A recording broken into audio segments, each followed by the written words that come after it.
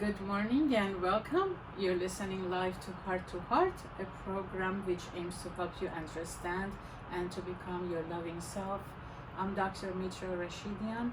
I'm a licensed marriage and family therapist and a certified sexologist in private practice located in Encino, California. And I'm Dr. Robert Jaffe. I'm also a licensed marriage and family therapist, and I'm a certified hypnotherapist as well. I'm here with Dr. Rashidian to share with you some of what we've learned over many years of study and practice, the goal of which is to feel more happy and loving and joyful every day of our lives. We always dedicate this program to you, our listeners, and we are here to let you know that you do contain within you everything you need to feel happy, joyous, and free. We are born into this world as our loving, authentic, true selves, which means we come in open, curious, honest, sexual, and trusting. And we also have the ability to be calm, emotionally available, and connected with others, as well as confident and compassionate. Thank you, Dr. Jaffe, for that beautiful introduction, reminding us of the amazing God-given gift qualities that we all have within us. Indeed. And it's really important to all the time to remind us of those so that we can stay with our, happy side, confident side, and in particular during difficult times. I like at the beginning of our program to encourage those of you who are listening to us to call us and share your experiences during this time. Share us your questions, your comments, your feedback. Our phone number here live is 951-922-3532. That number again is 951-922-3532. You're also able to visit us at our YouTube channel, which is Heart, HEART-2-Heart, HEART.online/YouTube. We have free downloads for you that you can take home with you and review, and also share them with those that you believe they can benefit from reading over them. And then we welcome all comments and questions, and your contributions is really appreciated, because when you ask a question or share a comment, you're helping so many other people globally, and those who are listening to this program, however, are unable to contact us, they may share similar questions with you. So we thank you in advance and we welcome you to our program. We appreciate the fact that you're sharing your time with us. So Dr. Jaffe, we are in a difficult time of globally, basically we are in a difficult time. There are so many new normals, right? There are so many new form of understanding each other, and I know that you and I were going to talk about communication. We are going to talk about communication. Right. I also wanted to add that the free download, is some information about the two parts of the human being, our ego and our spirit. Exactly. Right? Or our ego and our soul. And those parts of the human being are always there, and we always have a choice as to which one we're paying attention to. And we need both. The ego is about physical survival. The ego is about protection, and protection of our physical self, of our bodies, protection of other people's physical self and their bodies. And of course, that's very, very important, especially now with COVID-19. And the spirit is about connection. The spirit is about connecting with others. The spirit is about love. And the spirit is about connecting with God. And so when you're in spirit, you're feeling grateful, you're feeling appreciative, you're feeling joyous, you're feeling free. And that's very important to balance out us as human beings. As human beings, we are human, which is the ego, and we are beings, which is the spirit. And we need both in order to have a happy, joyous, free life. Exactly. Yeah. However, the problem becomes when only ego takes over. When ego takes over and we lose connection with the spirit part, we live in a constant state of anxiety, which is fear of the future, right? And so we don't know what the future holds. Nobody knows what the future holds.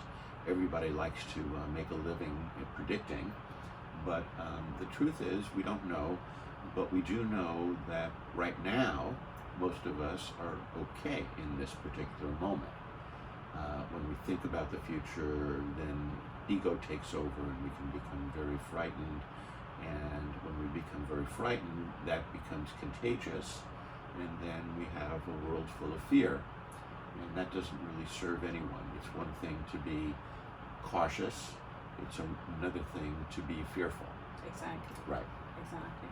And during this time, we are have a collaborative agreement, and I would call it collaborative agreement, and not because somebody told us to stay home, because I think we have all have a good understanding of the depth of a situation, and that's why and I see, at least I see it in our area, how much people really have agreed with social distancing and how they have stayed home, and they are following all the protocols that have been recommended, suggested to do. And that's really beautiful to see that collaboration among most people. I see it, and then those who are exempt, I see that how carefully they do their jobs as well. So this is a form of communication that we already have together, right? If we are able to maintain this kind of a collaborative, effective, positive, loving communication by agreeing to one big social policy that is pretty much detrimental to maintain right now, imagine if we can have that kind of a power. How can we bring that positiveness into our communication within our family members right now that we have to stay home together? And we see that during this process we get to see and we get to recognize and we get to notice some of the characteristics that we were not aware about each other, or we were aware but we just never brought it up, or we were afraid to bring it up, or we had other concerns to point out to it. How we are communicating with our children. I mean, we really relied on school officials to do most of the work for us, but now we have to handle that. So it's pretty much completely, I would say, for the most part, it's a new culture, it's a new normal until further notice, right? And how about the initial collaboration is beautiful, and this is how we are communicating with each other now. But we know that when we are home, all those, unspoken difficulties, all those challenges for communication, now we hear gradually, from our clients online, we hear that they are showing up, right? And then you and I were looking at different formats of communication, and then how we can recognize them and what we can do for them. Not that we actually have to face each other 24/7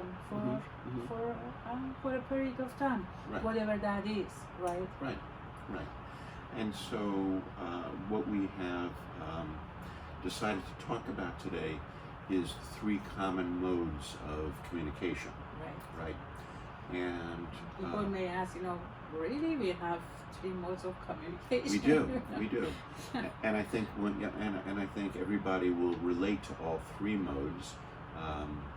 Only one of which, however, is really productive. The other 2 are usually not productive in terms of helping us feel connected with the other person. And so we're going to label the 3 modes of communication. These aren't our labels, but these are labels that we have come across that we like to talk to people about. One is what we call collaborative, right? And that means we're all working together for the same purpose. And that's exactly, what we do right now at the level of society, much larger society. And that's what we need to do right now is have collaborative communication. And some of us are taught to do that, and some of us are taught to do other kinds of communication. And the other kinds that we're going to be talking about today are combative and cut off. Those are the three styles of communication. And I think you'll start to recognize your own style of communication as we talk about this, and recognize other people's styles of communication and see where it leads. So the goal of collaborative communication is a shared understanding. So when people are communicating collaboratively, the goal is to understand. And so when we're talking to somebody, the question would be, what do you mean by that? And then you're really listening to understand what they mean by that. You're not really listening to whether you agree or not at this point. You're simply listening to understand their point of view and to see what the validity is in their point of view. Right, and there is judgment is not there. Questioning the motives and questioning the goals is not there. It's just about understanding and accepting where each person in the communication is. And that's the primary first goal of collaborative communication, is just to understand. We also do a podcast, and I was saying on the podcast yesterday, we were talking about this also. And on the podcast, I was saying that there's an old quote that God gave us 2 ears and 1 mouth, so that we may listen twice as much as we speak. And so if you're communicating with somebody and the other person is talking and you're already thinking about how you're going to respond, then you're not fully listening to them. You're just waiting for airspace to voice your own thoughts or feelings. Right. Years ago, now that we're talking, I remember one of the very first books that I started to read as part of my interest in psychology, and I was much younger, I'm talking maybe about 30 years ago. It's called Please Understand Me. Mm-hmm. Right?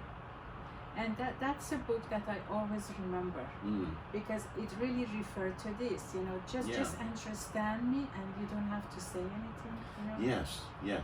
Just get me where I am, Yeah. And a lot of people come into counseling, and for the first few sessions as a counselor, we don't say much of anything, because the person needs to talk, because they have very few people that they can just talk with without the other person having to chime in and give them their opinion, which may not be needed or wanted at that particular time. Right. So we are going to our commercial break at this time, and when we return, we will continue the concept of communication and the different forms of communication, and we will take it from there. See you soon. See you soon.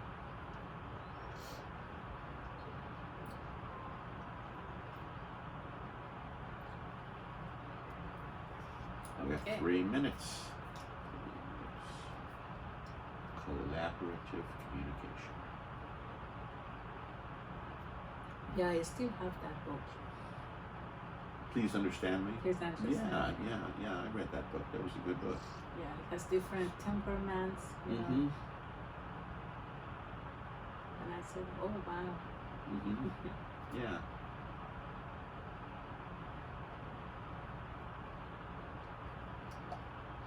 And I like the way, the title is Please Understand Me, It's asking so politely, so welcoming, so asking for what you want. Yeah. It would be great if that were something that every parent could teach their child at a young age, to say when the child is feeling misunderstood. Right? And then the parent, if the child could say, please understand me, then the parent could be quiet and just listen to really understand, rather than listen to correct or instruct. Yeah, I think this is good to say on that. Good. Okay. Well, we've already just said it. We have one listener. We only have one listener. His name is Jesse. Jesse.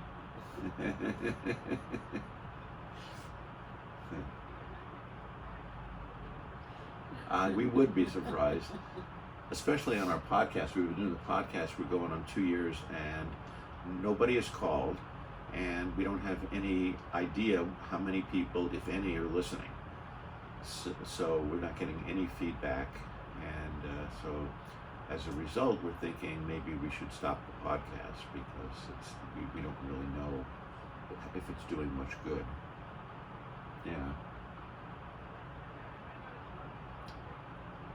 Mm-hmm.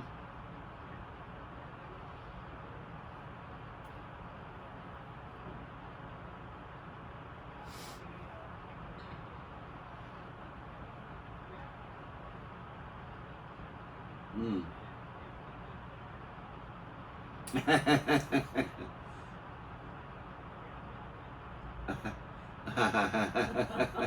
Okay.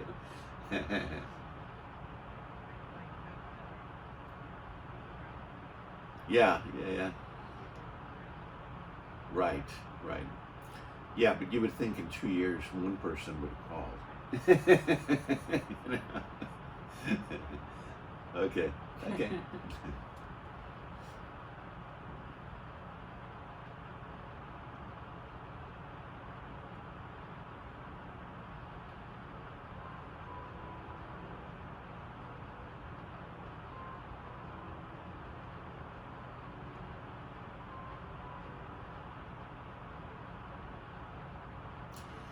Welcome back from our commercial break.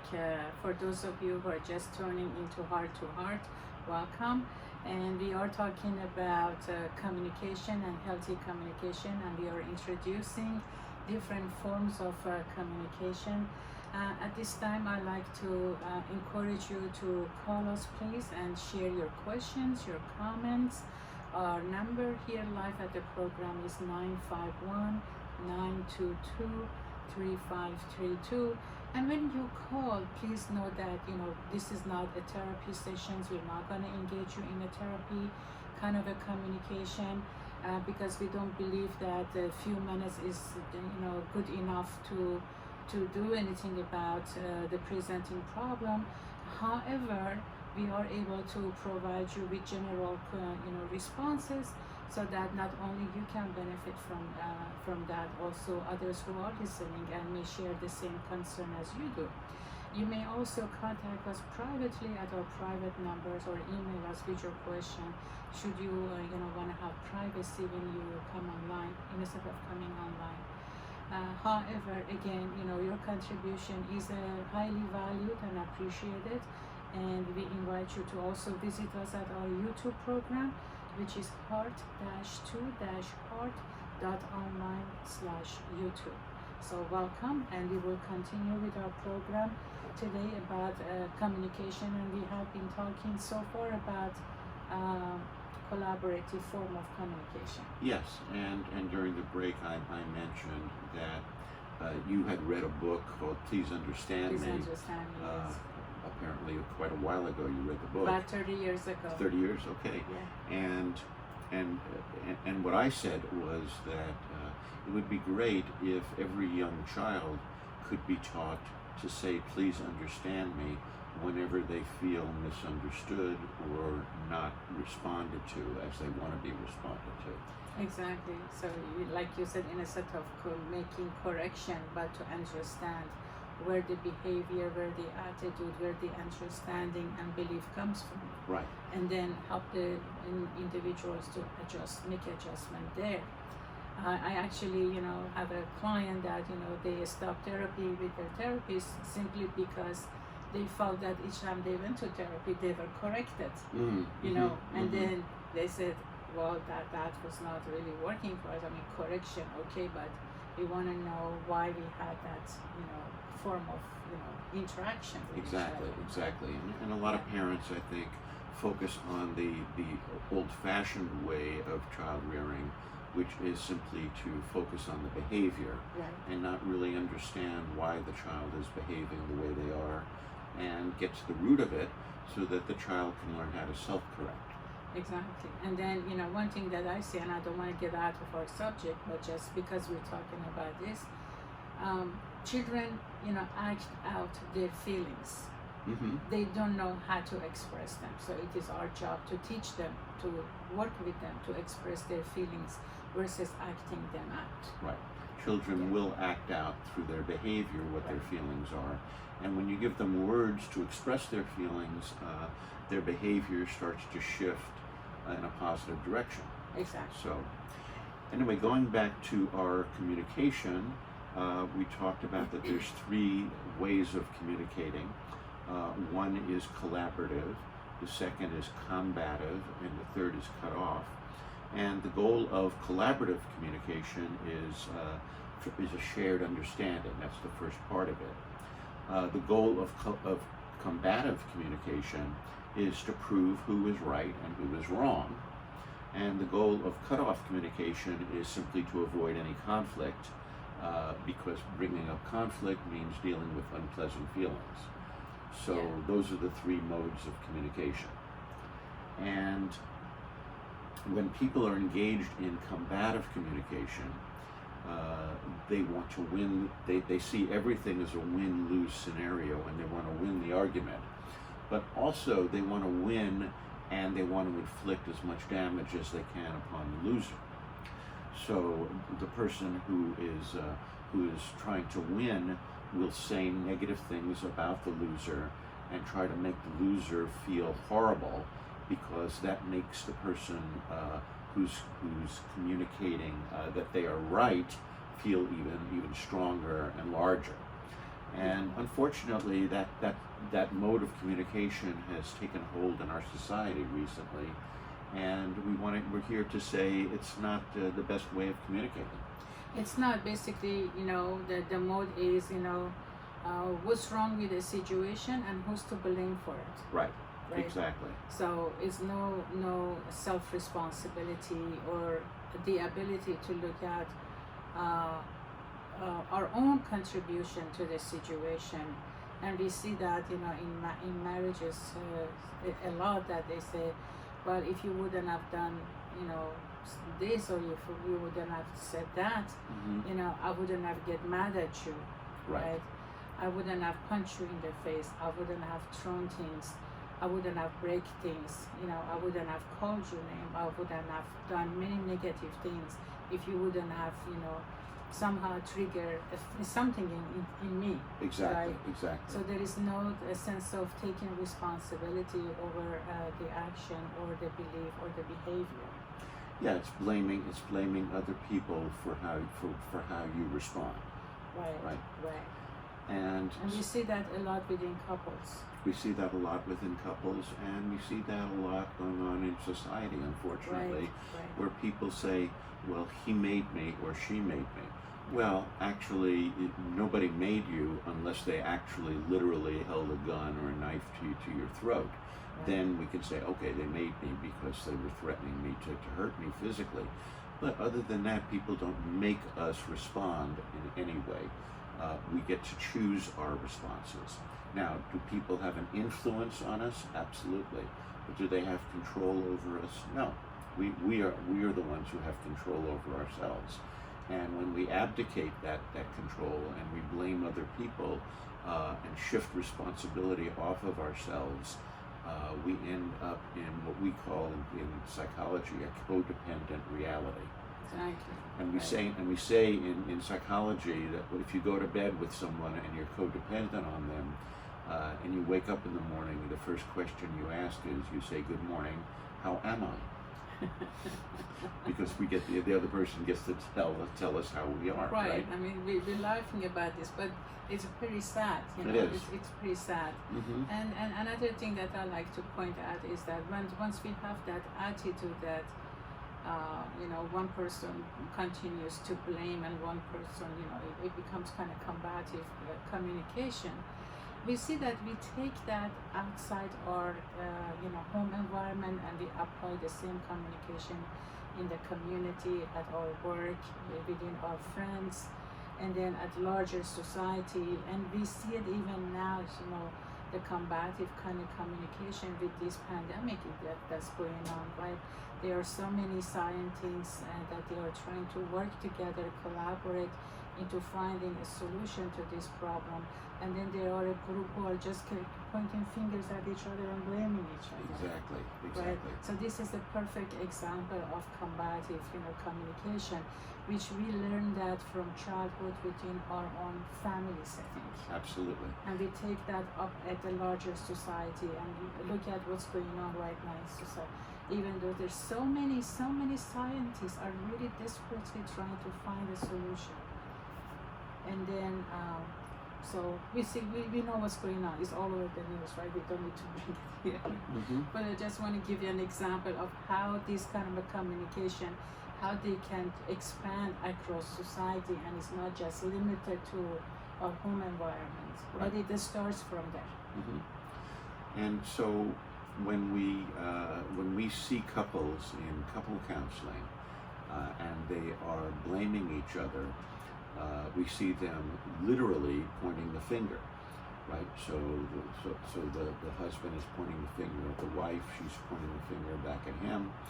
And the goal in couples counseling, the first goal, before anything can really start to happen positively, is to get them to turn the finger around and to point at themselves and to say, this is my contribution, this is what I'm doing that's helping to create the problem. Right, I don't know if I can demonstrate this on the camera right now, but I'm just going to try to do this. So when we point finger at each other like that, I like to turn this around and see how many fingers are pointing at myself, right? Uh-huh.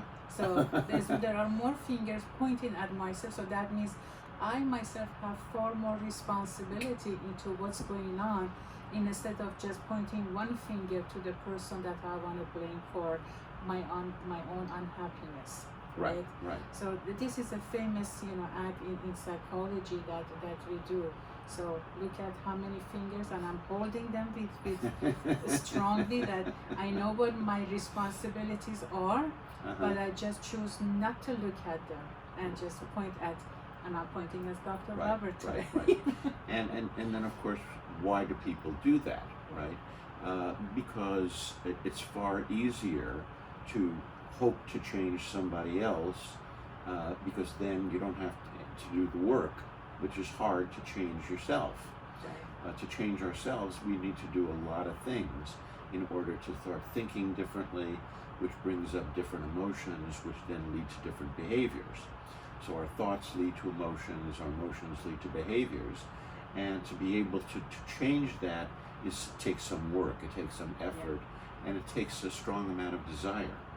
So basically we're referring to understanding and recognizing our own authentic true self, that across our growing up, because of the variety of psychological factors and growing up messages, it goes to hiding, and we operate based on our false self, which makes us unhappy. And then that unhappiness, because we're not able to connect the dots together, what makes me unhappy, we always look at external factors, and therefore we look at the closest person to us, and usually we start blaming them.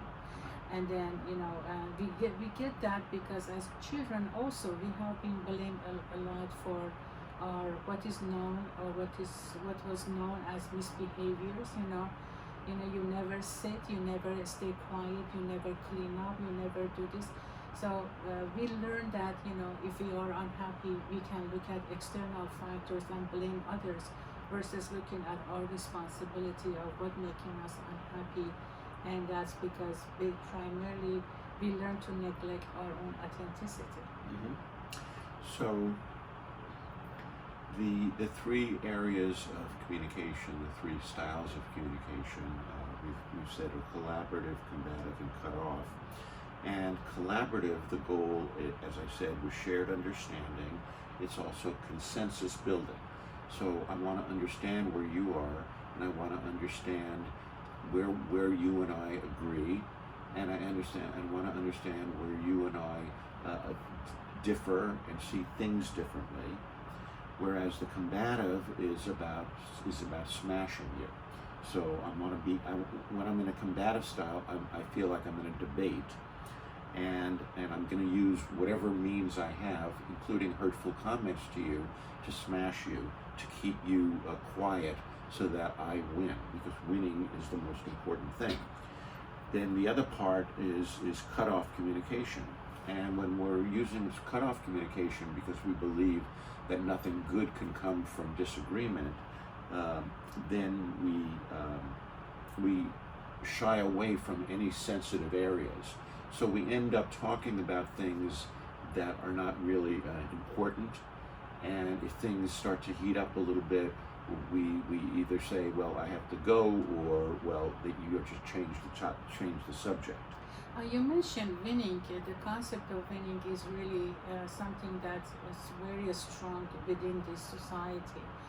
We form so many competitions. We encourage our children and even adults, at the school, at work, who's going to win, a project, who's going to win a game, who's going to win, who's going to be the first. And we give them trophies, we give them prizes and all of that. So the focus becomes on winning at all costs versus being on enjoying the ride, understanding what you're doing, how fun it is to start a project, how fun it is to participate in a game, and that kind of a collaboration, it goes in the hiding, and instead focus stays on I have to win to survive.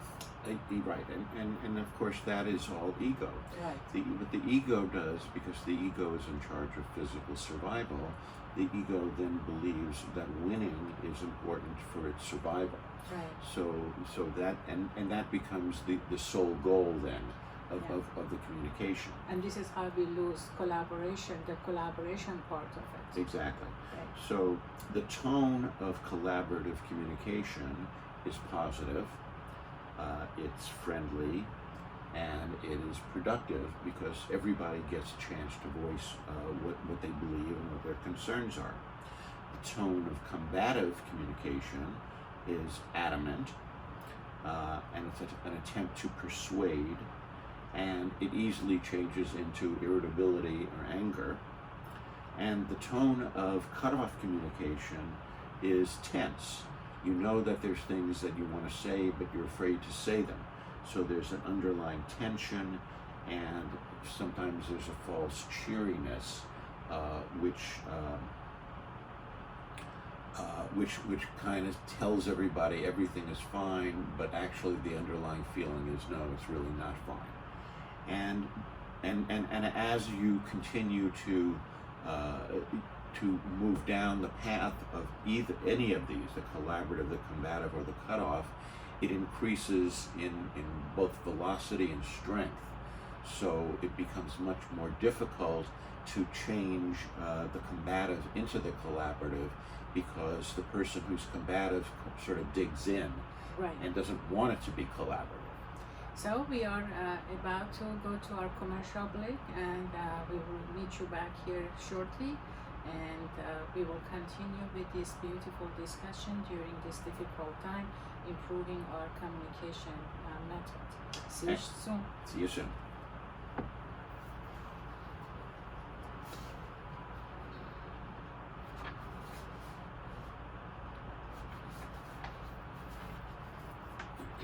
Okay.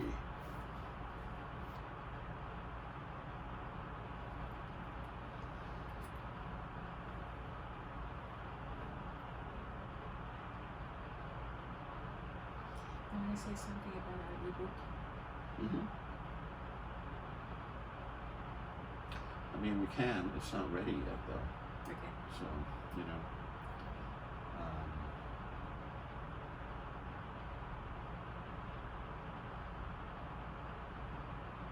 I think when we're ready to distribute it, then we can start. Okay. Yeah.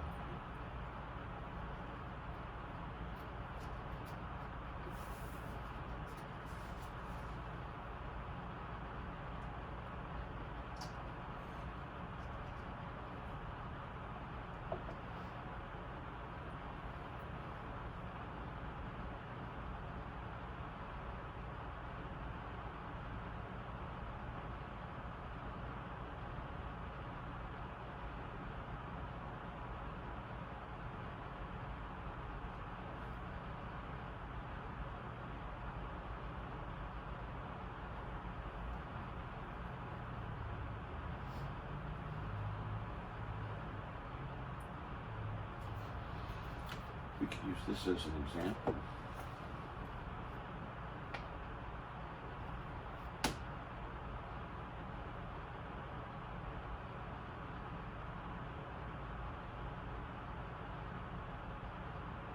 Yeah.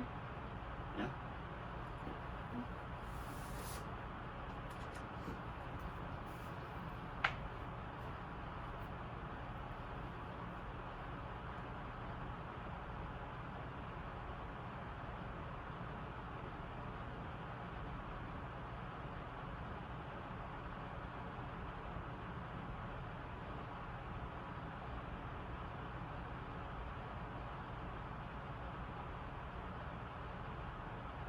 Actually, it's not a bad thing that this weekend is gonna rain, because that means people are gonna stay home more. Mm-hmm.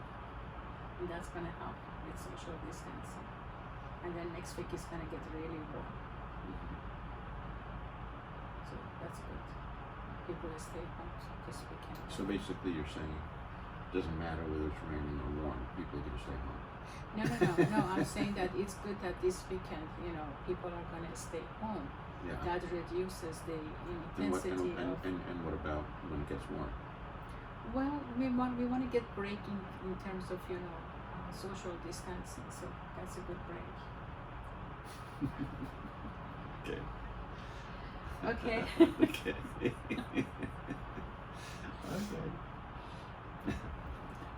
Okay.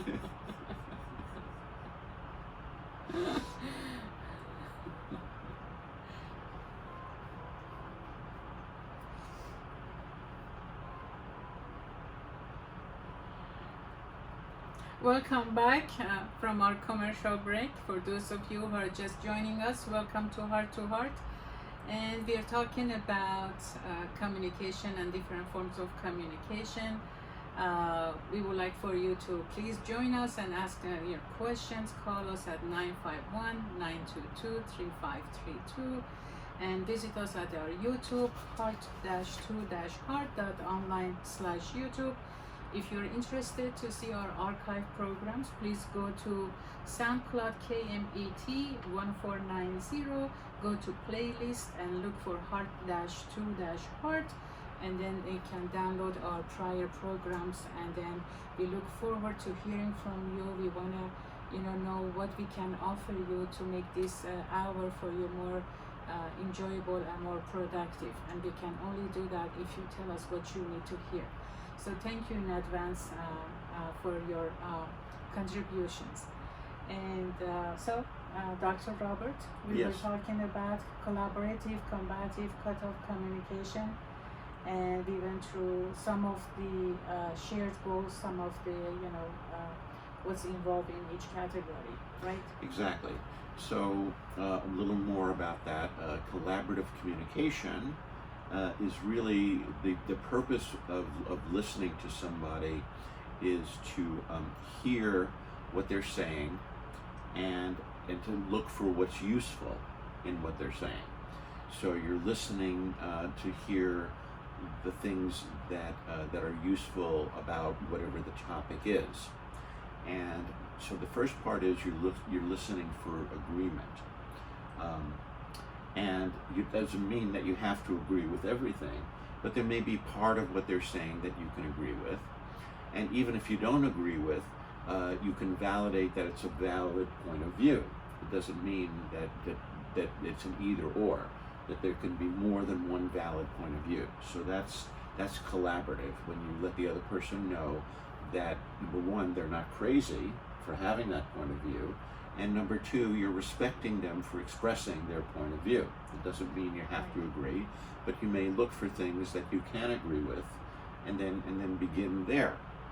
And also, when a person expresses their opinion, their thoughts, their feelings, their perceptions, through that safe environment of being able to listen to, they may actually have a chance to re-examine what they're saying, re-examine their ideas, and say, I'm wondering what makes me think this way, or I'm wondering what makes me believe this way. Right. And then, so that safety that we provide to each other during collaborative communication, actually can become an eye-opening situation, an environment for us to examine and re-examine what we believe in, what's our perception, and then how we are operating based on those.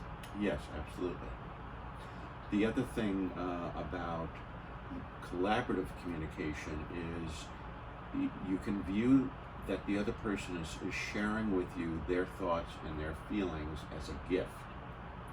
If somebody is giving you a gift and they hand you the gift, and let's say it's all wrapped in a nice gift wrap, and it's got a bow on it, what do you say? You don't know what's inside the gift at that moment, but you say thank you, right? Now, let's say they're giving you a gift and you open the gift and you don't like what's in the gift. You still say thank you anyway, right? But then you take the gift and you say either, well, gee, thanks, this is not really something I can use. Perhaps you can use it yourself and give it to someone who needs it. Or you can say, well, thank you, I'm not sure if I'm going to need this or not, but I'll keep it. And then maybe you put it in a drawer. And you can donate it. Yeah, or donate it. But it's a gift. The person is sharing with you some of their perceptions. And when you view it that way, then you don't have to necessarily agree or not agree. You can just say thank you for the gift. Yeah. Now, that's a collaborative style of communication. But if you're in a combative style of communication, you're always listening to see whether you agree or disagree. That's the only thing that's important. And so then if you start to feel, even from the beginning or at any time during the other person's communication, that you disagree with them, you stop listening and then you immediately defend against what they've said. So you don't want to hear any more information. There's an old expression, my mind is made up, don't confuse me with facts. Yes. And that's what a combative communication is, right?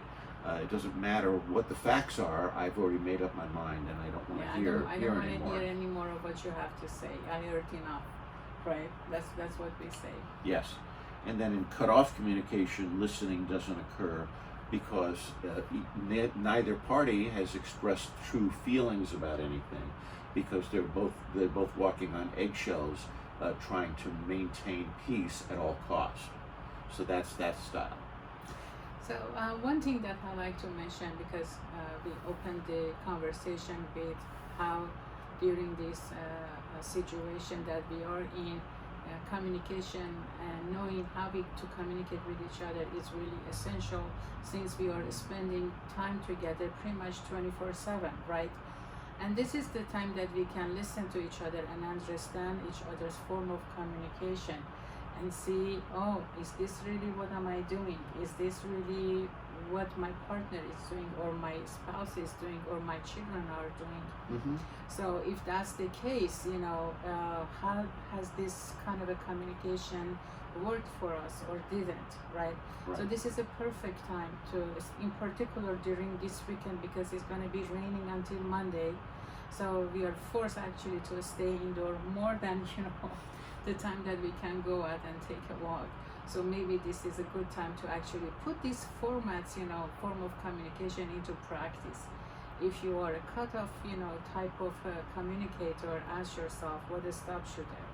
If you're a combative kind of a communicator, consider, say, oh my, what makes me be that way, right? Mm-hmm. And if you're a collaborative form of communicator, and then people around you that they are not, try to approach them that way so that they can see and experience a safe zone where they can express themselves also collaboratively.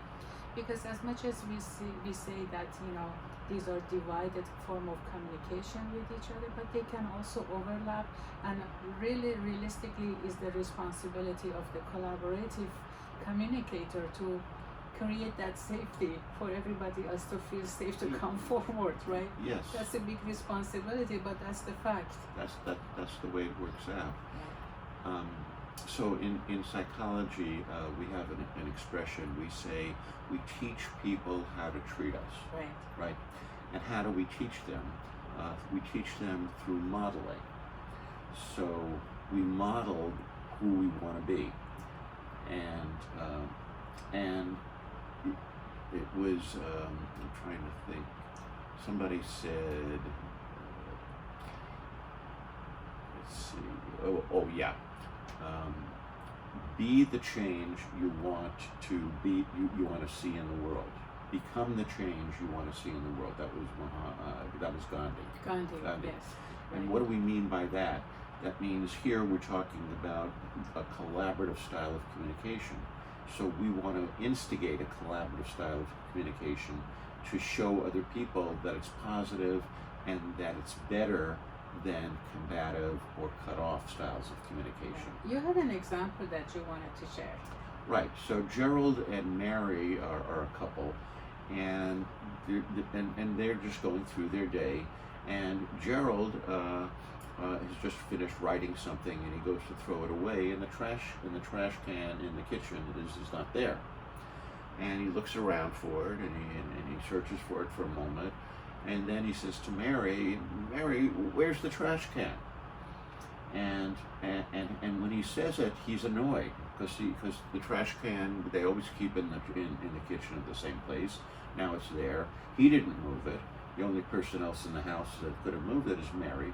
So he's annoyed. So Mary, where's the trash can? And then Mary has a choice as to how she responds, right? Exactly. So she can respond in a combative way and say something like, "Well, you know what? I moved it to take the garbage out because you never take the garbage out, and so I moved it. I guess I left it outside, but if you start taking the garbage out, you'd have the trash can in here." So that becomes combative. That's combative, right? Or she could do a cutoff style communication. "Oh, I don't know. Maybe I moved it. You know what? It's really time for dinner. Why don't you go wash up?" Right. So We will deal with it later. We will deal with it later, but Yeah. probably later is not at all. Not at all. Right. Yes. Or she can use a collaborative style of communication, and she can say, "Oh, you know what? I screwed up. I moved it out to empty it, and I guess I didn't put it back in. I'm so sorry, and it was my fault. I'll go get it for you if you want." And so she's then taking responsibility Right. for what happened, and she's diffusing it, and she's addressing his concern, and she's offering to make reparations. And also she's empathic. She's empathic. Yeah, yeah, I did screw up. Yeah. Okay. And of course, collaborative communication involves taking responsibility, which means, guess what, guys? The ability to say, "I made a mistake," or "I apologize." Guess Yeah. what? That's really a positive thing. Yes. Because when you say, "I made a mistake," or "I apologize," you're taking responsibility, and you're not, and the other person gets to feel validated, and they need to feel validated because it wasn't their fault to begin with. Right, and then that is of course if, for example, you're the Mary and you have actually left the trash can outside. Mm-hmm. So we're not saying that if you haven't done it, okay, then take responsibility for something that you haven't done. If you haven't done it and you to yourself, for example, don't know where the trash can is, they say, "Oh gee, Gerald, I really I'm not sure where the trash can is. But maybe you and I can look for it. Mm-hmm. Maybe one of us misplaced it, put it somewhere, but at this point I'm not remembering. However, I'm happy to help you to take care of this." Mm-hmm. Right? So that's, if you have done it, then you say it. If you haven't, if you have no clue about what it is, offer help and support. Right. So that the two people can collaboratively look for what's missing or misplaced. And then there are thousands and thousands and thousands of these examples, and every family member, every couple, every relationship, they have their own stories. So within those stories, I think you are now able to see whether you're holding a cut-off form of communication, or a combative one, or a collaborative one. And it is really easy to be able to switch back to collaboratively. And and if you don't know how to do that, there are help out there that that you can be helped by. Absolutely, absolutely. So we're going to continue talking about communication next week, Absolutely. and of course this is a very, very large topic. And one last thing I want to say about communication is it's important to be direct but tactful. Right. So you want to say the truth, but you want to say it in a way that's designed to not offend the other person. Well, why don't you want to offend the other person? Well, it's the golden rule, right? You do unto others as you want them to do unto you. You want people to talk to you in a way that downplays your own thinking abilities, downplays you as a human being, or do you want the person to talk to you respectfully? So indirect communication leaves the other person a little confused. So someone may say, "Gee, isn't it hot in here?" And then the other person may say, "No, it's not hot in here," rather than the person saying directly, "You know what? I'm hot." Right? Because then they're taking responsibility, and then the other person can say, "Oh, well, if you're hot, let's do something about it." Right. And also, it's important to recognize that sometimes it's difficult to get people to understand their form of communication, and then this is the part that we're going to be addressing the next time we meet next week here, Friday at 9 a.m. at KMET Live. And we wish you safety, happiness, health, and be well. Take care of each other. Take care of yourself during this difficult time. We appreciate you, sharing your hour with us. And until next time we meet, don't forget that all you need is love. All you need is love. Love and desire to give and receive love to others. And that's what we have an opportunity to do now. Have a blessing weekend. Have a good weekend.